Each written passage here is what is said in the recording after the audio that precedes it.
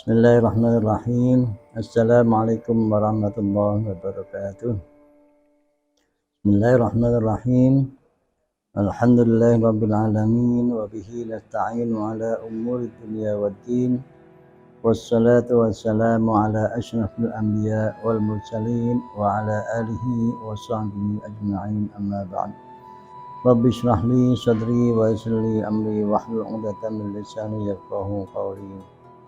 Ma'asyiral muslimin wal muslimat, di 10 hari yang terakhir daripada bulan Ramadan ini, marilah kita senantiasa berusaha untuk muhasabah ataupun introspeksi selama 20 hari atau 10 hari yang pertama dan kedua kita berpuasa.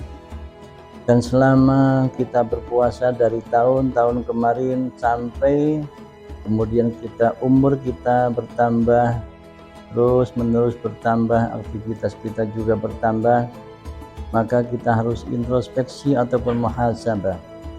Apakah puasa kita sudah lebih baik daripada puasa kita pada tahun-tahun yang sebelumnya? Apakah sudah ada peningkatan dalam kualitas ibadah puasa kita daripada tahun-tahun sebelumnya, atau justru mengalami penurunan daripada puasa tahun-tahun yang sebelumnya? Kalau yang terjadi adalah bahwa puasa kita pada tahun ini tidak lebih baik daripada tahun-tahun yang kemarin, maka berarti kita termasuk orang-orang yang merugi. Man kana yaumuhu khairan min amsihi wa huwa rabihun. Barang siapa yang hari ini atau puasanya pada tahun ini lebih bagus daripada tahun kemarin, maka dia adalah orang yang beruntung. Tetapi apabila puasanya lebih buruk daripada tahun-tahun yang kemarin, maka dia adalah orang yang merugi. Ma'asyiral muslimin wal muslimat rahimakumullah. Senantiasa kita harus selalu berusaha untuk merenungi, mengintrospeksi apakah kualitas puasa kita lebih bagus daripada tahun yang kemarin. Karena kata Rasulullah sallallahu alaihi wasallam bahwa man lam yada' qaulaz zur wal 'amala bihi falaysa lillahi hajatun bi ayyada'a ta'amahu wa syarabahu. Barang siapa yang puasanya tidak mampu membuat dia meninggalkan ucapan-ucapan yang buruk ataupun perkataan-perkataan ataupun amal-amal yang buruk, maka Allah tidak membutuhkan puasanya. Falaysa lillahi hajatun fi ayyada'a ta'amahu wa syarabahu. Para ulama membagi bahwa puasa itu ada 3 tingkatan. Yang pertama, tingkatan ibtidai. Ibtidai itu adalah puasa yang puasanya hanya sekedar menahan dahaga dan lapar saja. Artinya kalau puasa kita hanya sebatas untuk mampu menahan dahaga dan lapar saja, maka kelas kita masih adalah kelas puasanya kelas pemula. Akan tetapi setelah itu ada puasa tingkatan kedua, yaitu puasa nafsani. Artinya selain dia menjaga dari makan dan minum, dia juga berpuasa secara batiniah. Artinya ucapannya tidak lagi berbohong, perbuatan-perbuatannya tidak lagi menipu orang lain, matanya bisa menahan dirinya dari hal-hal yang tidak diperbolehkan oleh agama untuk dilihat dan lain sebagainya. Kalau dia sudah mampu untuk melakukan jenjang puasa nafsani itu, maka dia berarti tingkat puasanya adalah sudah mencapai tahap puasa yang kedua. Dan yang terakhir adalah puasa ruhani. Artinya bahwa puasanya tidak semata-mata karena dia melakukan kewajiban kepada Allah Subhanahu wa taala, tapi memang betul-betul taqarrub, tidak punya tendensi macam-macam. Dia tidak lagi membutuhkan balasan dari Allah Subhanahu wa taala, tapi karena memang cinta kepada Allah Subhanahu wa taala.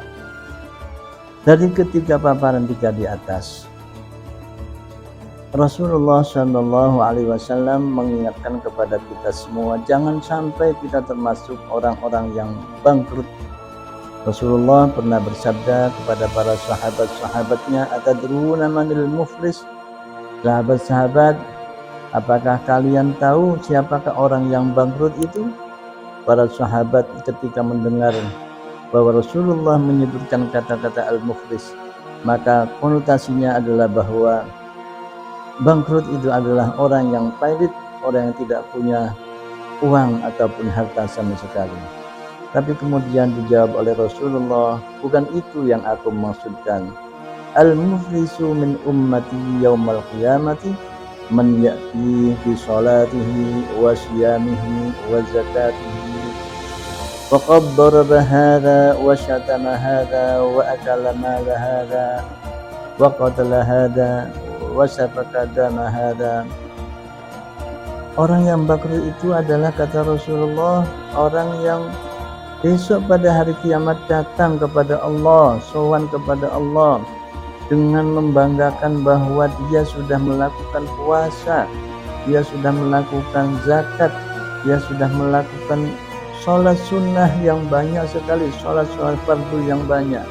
Dia datang kepada Allah dengan membanggakan tentang hajinya, tentang umrohnya, tetapi pada saat yang bersamaan orang tersebut juga berkata-kata buruk kepada orang lain, membenci kepada orang lain, mengambil harta orang lain, mendiskreditkan orang lain, menerjang hak-hak manusia orang lain. Maka kata Rasulullah Shallallahu Alaihi Wasallam, orang semacam itu besok kebaikan-kebaikannya akan diberikan kepada orang-orang yang dulu pernah dia zalimi. Amal-amal baiknya akan diberikan kepada orang-orang yang pernah ia bunuh. Amal-amal baiknya akan ia berikan kepada orang-orang yang ia gunjing. Amal baiknya akan ia berikan kepada orang-orang yang ia bully.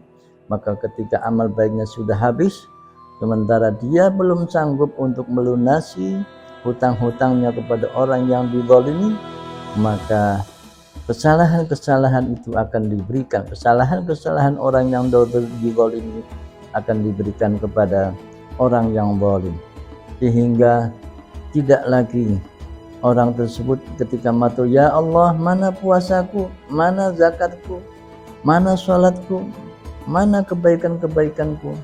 Kemudian dijawab oleh Allah Subhanahu wa taala, kamu memang benar berpuasa, kamu memang benar melakukan haji banyak sekali, kamu memang berkali-kali melakukan ibadah umrah, kamu memang melakukan kewajiban-kewajibanku, akan tetapi pada saat yang sama kamu juga membuli orang lain, merampas hak-hak orang lain, maka orang tersebut akan mendapatkan bagian pahala yang sudah kamu lakukan, dan ternyata kamu tidak bisa melunasi kebaikanmu, belum cukup untuk membayar hutang-hutangmu kepada orang yang kamu zalimi, maka kesalahan mereka aku limpahkan kepadamu.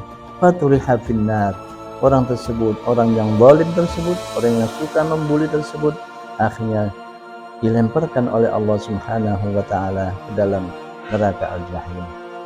Karena itu satu hal yang perlu kita perhatikan dengan sungguh-sungguh, bahwa kebaikan personal seperti sholat, kebaikan personal seperti haji, yang manfaatnya adalah kembali kepada pribadi ataupun individu tersebut, akan bisa dikalahkan karena kejahatan-kejahatan sosial yang kita lakukan kepada orang lain. Mudah-mudahan pada 10 hari yang terakhir ini kita bisa melakukan muhasabah, sehingga puasa kita menjadi lebih baik. Dan yang terakhir, 10 hari yang terakhir ini, Rasulullah Shallallahu Alaihi Wasallam mengatakan, taharraw lailatul qadri fil ashril awakhir min Ramadan. Carilah dengan sungguh-sungguh Lailatul Qadar itu pada 10 hari yang terakhir. Rasulullah Shallallahu Alaihi Wasallam pernah bersabda kepada para sahabat-sahabatnya, sahabat, wahai para sahabat, apa yang kamu tunggu-tunggu pada malam hari ini akan terjadi, akan diturunkan oleh Allah Subhanahu wa taala. Tetapi Rasulullah tidak menjelaskan secara detail apa yang dimaksudkan dengan apa yang kamu tunggu-tunggu itu akan diturunkan oleh Allah pada malam hari ini. Sahabat Umar radhiyallahu anhu yang pada saat itu juga hadir di majelis Rasulullah pada malam hari itu menyaksikan bahwa hujan turun di kota Madinah. Hujan turun di kota Madinah di masjid Rasulullah yang pada saat itu hanya beratapkan pelepah-pelepah kurma dan tidak berlantai keramik, sehingga pada malam hari itu ketika hujan itu turun maka jamaah yang sholat di masjid Rasulullah kebasahan, terkena basah air hujan dan tubuhnya pun belepotan dengan air tanah karena tidak berlantaikan dengan keramik. Para ulama kemudian menafsiri apa yang disampaikan oleh Rasulullah, bahwa itu adalah peristiwa di mana Allah Subhanahu wa taala menurunkan Lailatul Qadar. Artinya apa? Orang yang berhasil menemukan atau mendapatkan anugerah Lailatul Qadar dari Allah Subhanahu wa taala, orang yang sudah bisa, orang yang sudah mampu untuk merasakan bahwa dia sudah mencapai kesadaran yang puncak, bahwa dia sesungguhnya tidak memiliki kemampuan apa-apa, kekayaannya itu adalah dari Allah, ilmu yang dia peroleh itu dari Allah Subhanahu wa taala, jabatan yang dia dapatkan itu adalah dari Allah Subhanahu wa taala. Dia hanyalah manusia yang asalnya dari tanah dan akan kembali ke tanah. Dan itu disimbolkan bahwa pada malam hari itu Rasulullah dan para sahabat-sahabat bercampur dengan antara air dan debu di masjid Rasulullah Shallallahu Alaihi Wasallam. Dia sadar bahwa dia berasal dari tanah dan akan kembali kepada tanah. Artinya tidak ada kesombongan di dalam dirinya. Ada kesadaran bahwa semuanya itu adalah dari Allah Subhanahu wa taala. Bahwa Allah Subhanahu wa taala tidak memberikan Lailatul Qadar itu secara gratis. Artinya bahwa Allah atau seseorang itu harus mempunyai kesiapan apakah dia pantas untuk mendapatkan Lailatul Qadar. Al-imdad ala qadril isti'dad. Anugerah Allah itu akan tergantung kepada seberapa besar kesiapan dan kesediaan seseorang itu. Demikian, mudah-mudahan bermanfaat. Wabillahi taufiq wal hidayah. Wassalamualaikum warahmatullahi wabarakatuh.